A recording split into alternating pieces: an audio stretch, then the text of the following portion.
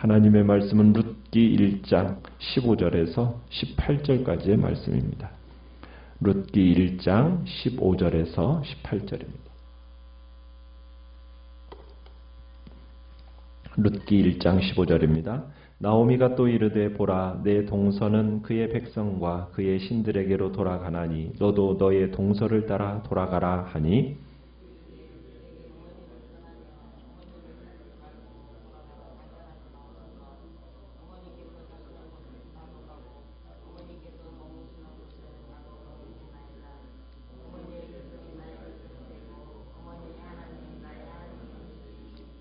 어머니께서 죽으시는 곳에서 나도 죽어 거기 묻힐 것이라. 만일 내가 죽는 일 위에 어머니를 떠나면 여호와께서 내게 벌을 내리시고 더 내리시기를 원하나이다 하는지라. 나오미가 룻이 자기와 함께 가기로 굳게 결심함을 보고 그에게 말하기를 그치니라. 아멘. 오늘 말씀의 제목은 어머니의 하나님, 나의 하나님이라는 제목으로 말씀을 나눕니다. 나오미가 두 번째 권면함일 때 이제 두 며느리가 정반대의 결정안을 내리는 장면을 우리가 보게 됩니다. 그러면서 이제 서로 갈라서게 되죠. 오르바가 이제 시어머니의 어떻게 보면은 간곡한 호소에 설득이 되었어요. 그래서 이제 그녀는 이제 나오미에게 작별을 고하는 입맞춤을 하고 자기 어머니의 집으로 돌아가게 됩니다. 그에 반해서 반면에 어제 14절에 보면은 룻은 어떻게 하고 있습니까? 오히려 더 강력하게 시어머니에게 달라붙었습니다. 그래서 룻은 시어머니를 끝까지 부초찼다 이렇게 표현하고 있죠. 이 부초찼다라는 표현을 히브리어로는 다바크 이렇게 얘기하는데 이 달라붙다, 매달리다. 어떻게 보면 강력한 접착제에 의해서 둘이 하나 된 것 같이 지금 가는 표현입니다. 그러니까 룻은 마치 뼈와 살이 딱 붙은 것처럼 이렇게 지금 나오미를 따라가고 있다는 얘기입니다. 참 세 여인이 모압 지방을 떠날 때만 해도 모두 베들레헴으로 갈 것을 기대했었죠. 그런데 중간에 이렇게 해서 이제 한 여인은 오던 길로 돌아가고 두 여인만 이제 유다로 가게 되는 겁니다. 오르바의 결정은 어떻게 보면 지극히 상식적이에요. 그렇지 않습니까? 이성적인 결정을 내렸다라고 볼 수가 있는 거죠. 시어머니의 권면을 받아들여서 친정으로 가는 것. 이것은 어떻게 보면 이성적이고 굉장히 상식적입니다. 그에 반해 룻은 전혀 예측 불허한 결정을 내린 겁니다. 그러면서 나오미와 함께 이제 길을 계속 가기로 하는데, 자, 지금 시어머니의 논리에 설득되는 오르바가 작별을 고하고 떠나자 나오미는 떠나지 않겠다고 그녀와 함께 지금 룻에 이렇게 따라오는 룻에게 다시 한번 더 돌아가기를 권해요. 뭐라고 얘기를 하느냐면 15절에서 동서 오르바는 지금 그의 백성과 그의 신들에게로 돌아갔듯이 룻 너도 오르바를 따라 돌아가라. 지금 이렇게 얘기하고 있습니다. 자, 여기서 지금 두 사람이 내린 결정의 근거가 뭔가를 우리가 확인하게 되는 거죠. 자, 그 결정의 근거가 무엇입니까? 이 결정의 근거는 서로 다른 신념과 인생관입니다.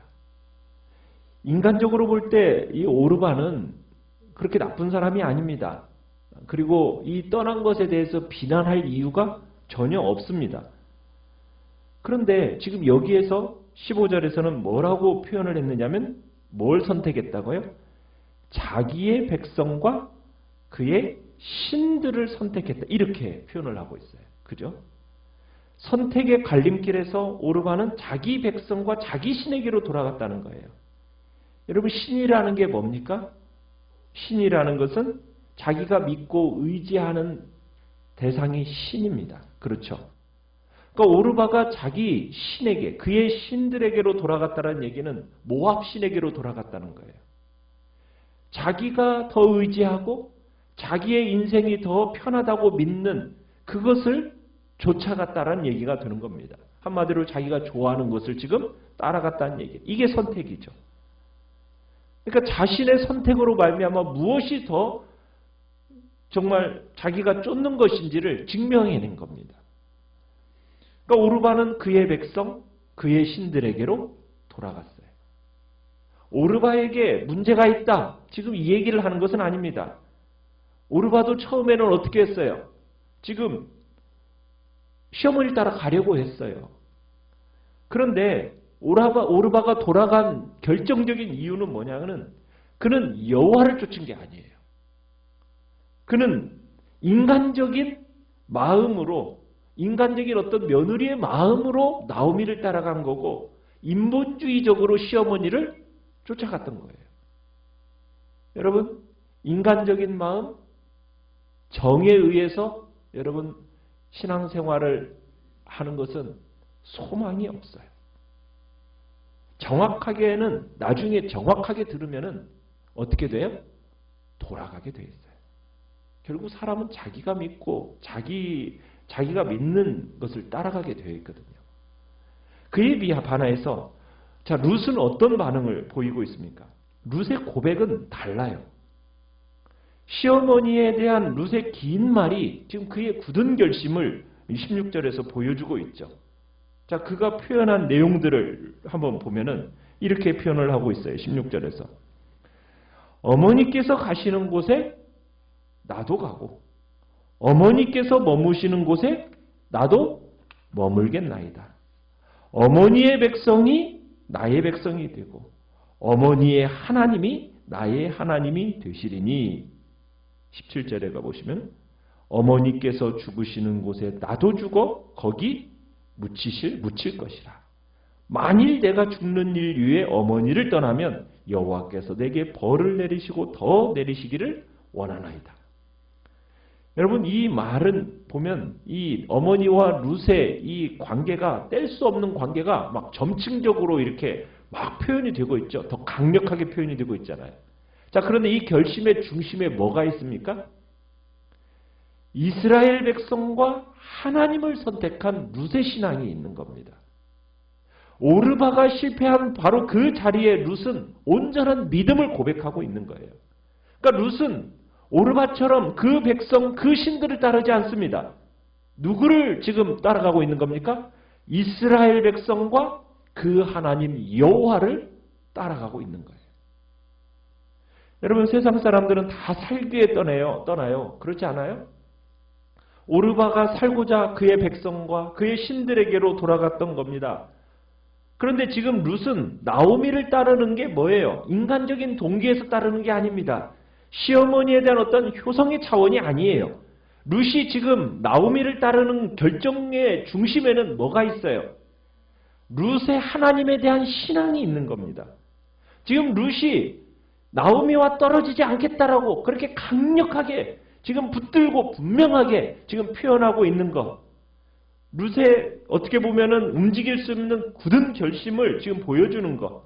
죽음 이후에는 지금 자기와 어머니를 떼어놓을 수 없다.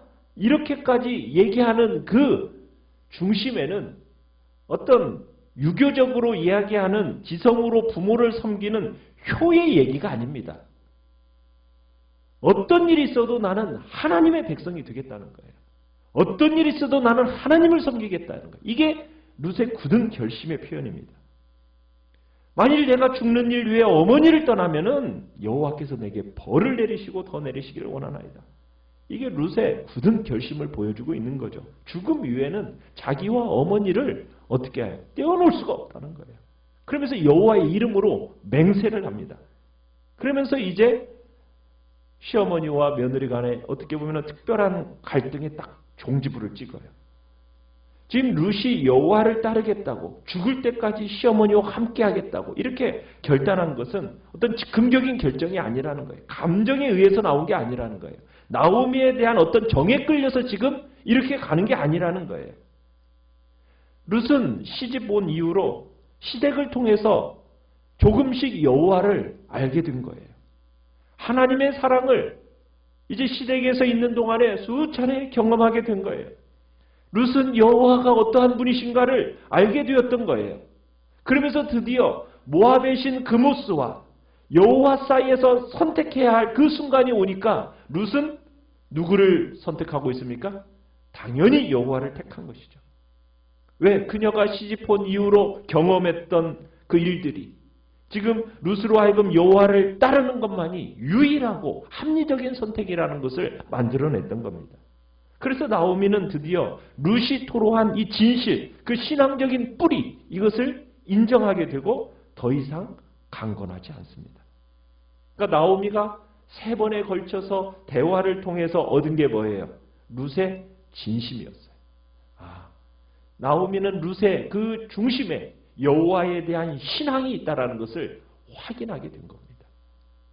그리고서는 이제 나오미는 더 이상 아무 말 하지 않고 함께 베들레헴으로 돌아오게 되는 거예요. 여러분, 인생의 선택이라는 것은 정말 중요한 거예요. 인생의 선택은 정말 치명적일 때가 있습니다. 오르바의 선택이 그래요. 여러분, 오르바는 나쁜 여자가 아니에요.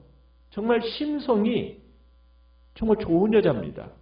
시어머니를 섬길 줄 아는 그런 여자예요. 그런데 성경은요, 착한 심성을 이야기하지 않아요. 드디어 결국은 오르바가 자신의 백성과 자신의 신들을 선택했다라고 이렇게 기록하고 있어요. 오르바가 살고자 한 이 선택, 결국 자신의 백성, 자신의 신들에게로 돌아가 버렸어요. 오르바는 자신의 선택으로 인해서 하나님이 주목하시는 여인이 될 수 있는 기회를 놓쳐버렸어요.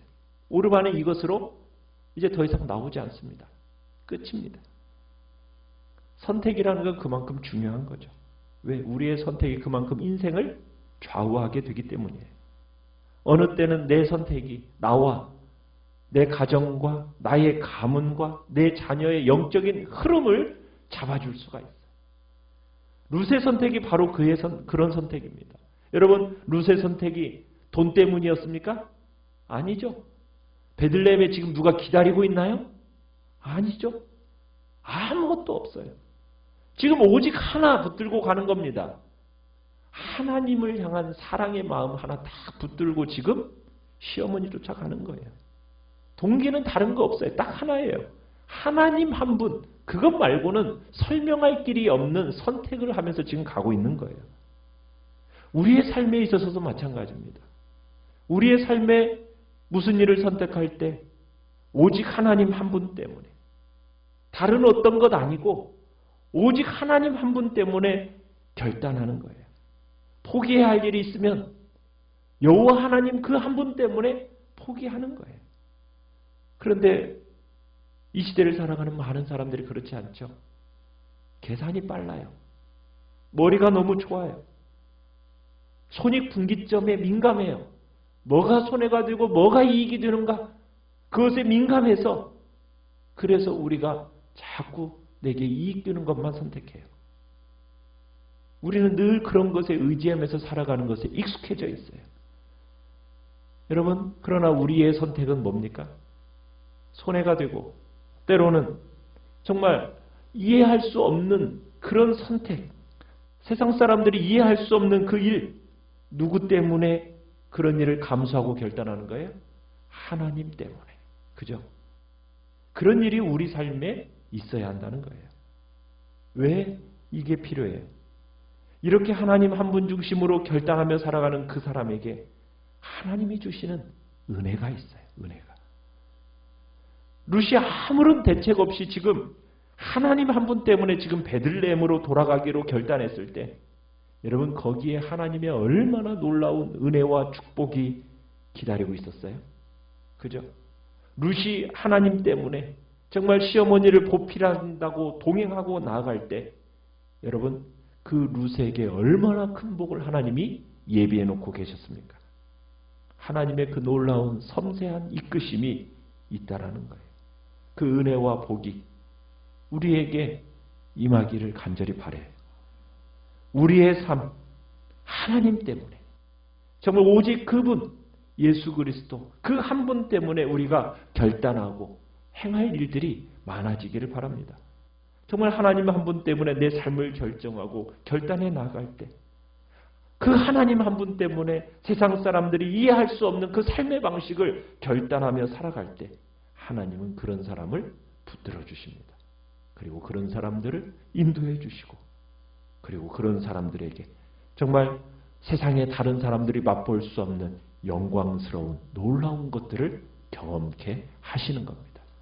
그래서 오늘 한날 우리는 그 오직 여호와 하나님, 예수 그리스도, 그분에 대한 사랑, 그것 때문에 정말 세상이 이해할 수 없는, 때로는 손해가 된다 할지라도 때로는 그 길을 믿음으로 결단하며 나아가 하나님의 그 영광스러움을 경험하는 복된 자리에 우리 모두가 있기를 간절히 축원합니다. 말씀을 생각하면서 기도하시고요.